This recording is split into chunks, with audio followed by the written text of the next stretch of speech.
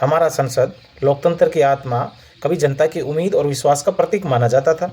लेकिन अब स्थिति ये है कि आंकड़े बताते हैं कि संसद में 15 से 20% समय ही गंभीर मुद्दों पर चर्चाओं में जाता है।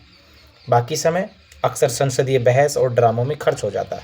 सोचिए, हमारे टैक्स का पैसा, हर नागरिक के खून पसीना मिलकर सांसदों की सुविधाओं, भत्तों और महंगे संसाधनों में बर्बाद हो रहा है। एमपीज के लिए तो आलीशान फ्लैट है, फ्री फ्लाइट है, कार है, स्टाफ है और 1 करोड़ से ज़्यादा सालाना पैकेज है।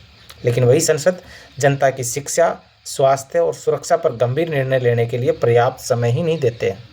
उन्हें कोई मतलब नहीं।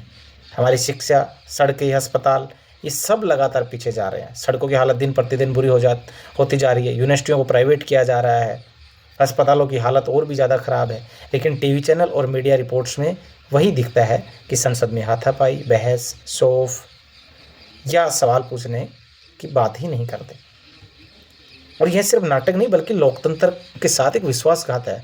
संसद को जनता के मुद्दों के लिए गंभीर मंच होना चाहिए, न कि व्यक्तिगत राजनीति और ड्रामे का स्टेज होना चाहिए।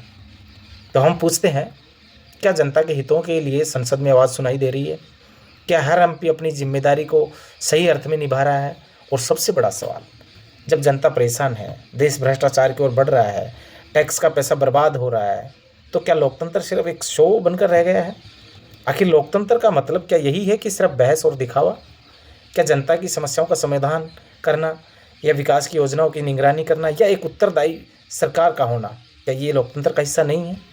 तो अब सवाल यही है कि जब क्या संसद अपने वास्तविक उद्देश्य को पूरा कर रही है? कमेंट करके जरूर बताइए, आपको क्या लगता है कि संसद सच में अपने वास्तविक उद्देश्य को पूरा कर रही है, या जनता का पैसा, समय नाटकीय प्रदर्शन में खर्च किया जा रहा है, खोया जा रहा है?